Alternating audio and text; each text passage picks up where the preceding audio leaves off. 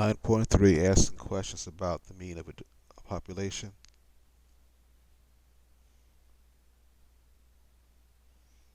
There are two approaches to answering questions about a population mean: confidence intervals used for estimating parameter values and hypothesis tests used for deciding whether a parameter's value is one thing or another.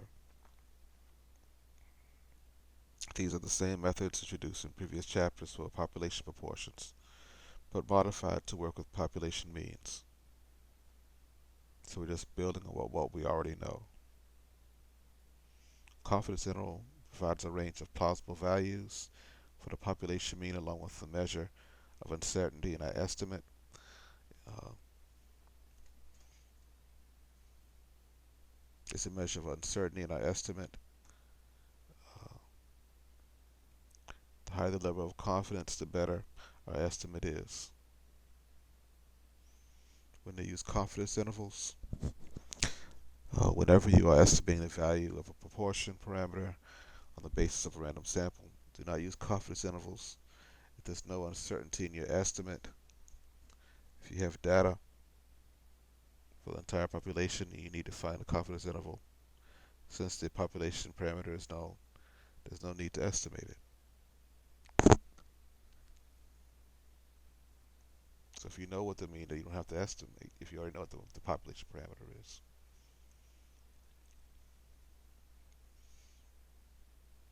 Population interval, confidence interval for population mean conditions. Check three conditions here: that it's a random independent sample, a large sample is normally distributed, or the sample size is at least the population is normally distributed, or the sample size is at least 25. Big population, okay. Population is 10 times larger than the sample. Here we have an example with car prices.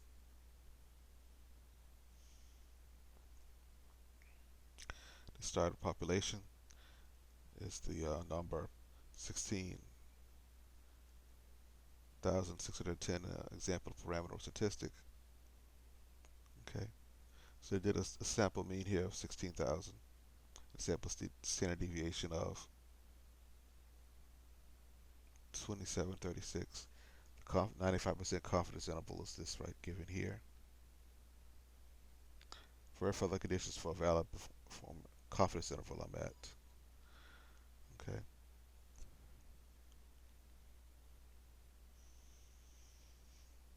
Is the number 16,000 a parameter or statistic? The population is all 2012 Altimas. It's a statistic because it's a measure of a sample, not a population. Verify that the conditions are valid for confidence intervals are met. It's simple. It is random independent. Sample size is more than 25, and the population is big log 10 times at least than the sample.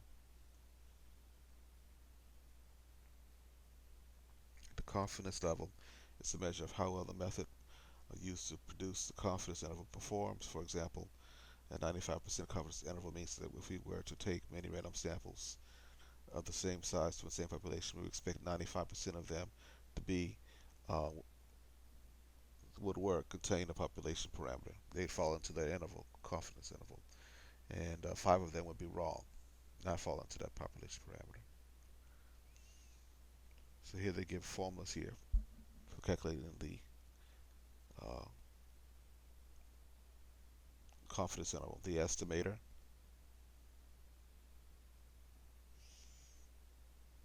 plus or minus the margin of error, and margin error is the multiplier times the standard error. Since we don't know the population standard deviation, the standard error replaces that estimate.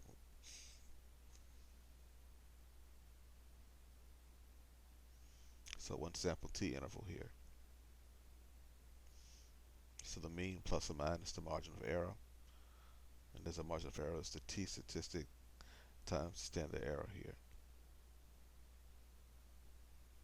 And the formula for the standard error is given here, but the sample standard deviation divided by the number. T-statistic is found using the T-distribution within degrees of freedom.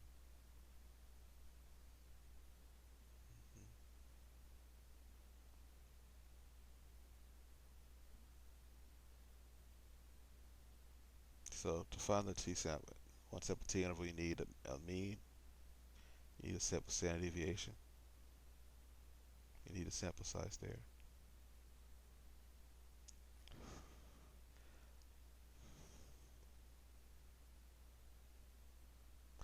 T star, that's T statistics, a term you can look up in table, use technology. The value of the T star tells us how wide the margin of error is. And in terms of standard errors, for example, if T star is equal to 2, our margin of error is two standard errors wide.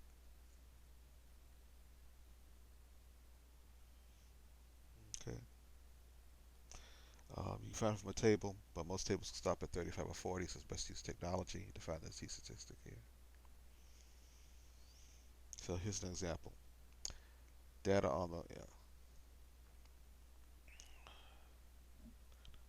for a sample here of 30 cars was collected. The mean on the sample was 63.3 and deviation was 5.23. Find a 95% confidence level interval. Interpret the interval. Is it plausible that mean speed of the cars is 67? Why not? Find a 95% confidence interval. Okay, so the sample is random independent. We can assume the population is large. The sample is large to at least 25. So it passed the central limit theorem. So we can use technology here from then on. To find this, we can go from stats, t-stats, one sample with a summary. So we can go to stats, t-stats, one sample.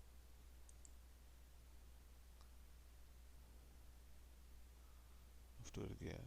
Stats, t-stats, one sample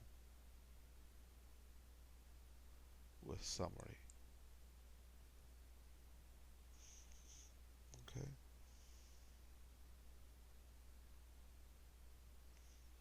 So we're given our mean, we're given our sample standard deviation.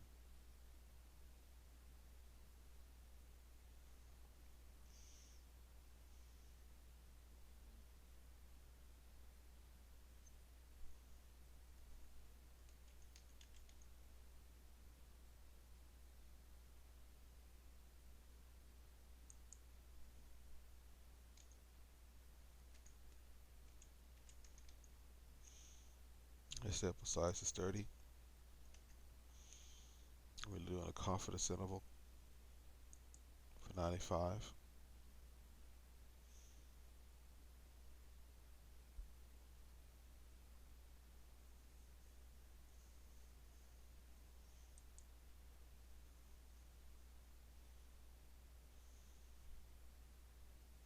And there's our results there, the lower limit and the upper limit.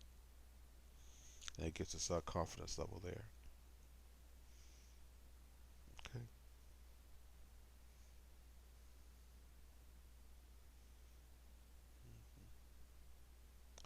Is it interpret the interval? Is it plausible that the mean speed of the cars is 67? Why not? We're 95% positive that the mean speed on the cars is between 61 and 65. 65, since 67 is not in the interval, is that a plausible value for the mean speed? You can do this with the TI-84.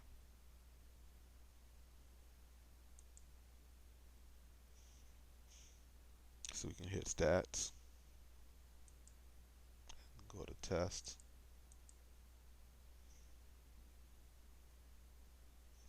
and look for T interval. You see the interval, we're looking for T interval, there it is. And I hit T interval and hit enter.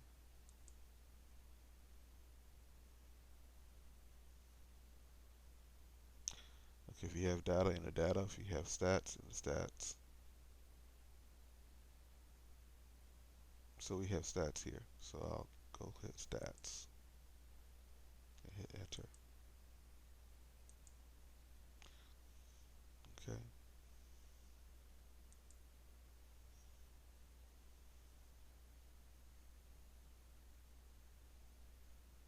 So I have my sample mean at 63.3. Set standard deviation to be 5.23.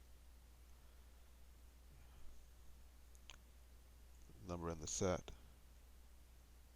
Sample size is 30. Confidence level is 95. And hit calculate.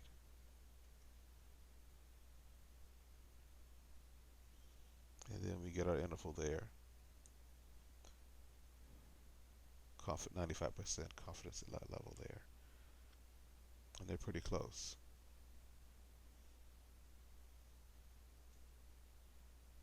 Okay, and that's using the stats to get that done.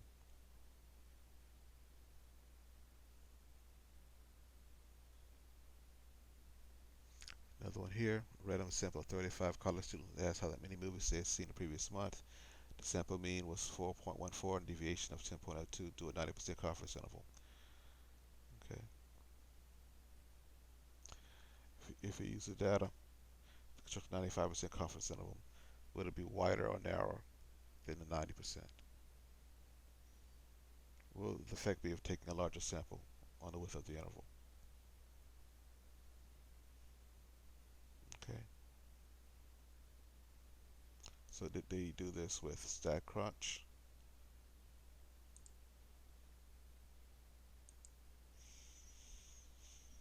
So tstats, one sample with a summary. They give us a sample mean to be 4.14. And a sample standard deviation to be 10.02. Sample size is 35. We're doing a confidence level for 95 or for 90.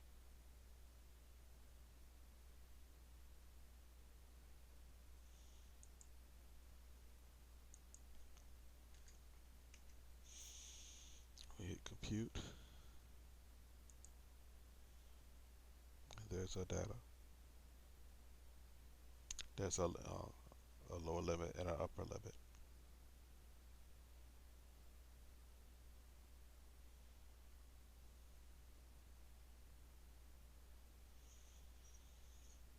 So we're 90% confident that the number of movies is seen, that the mean number is between 1.28 and 7. And 95% would be wider than a 90. If we take a larger sample, the standard error will be smaller. That means the margin of error will be smaller. So the interval will be narrower.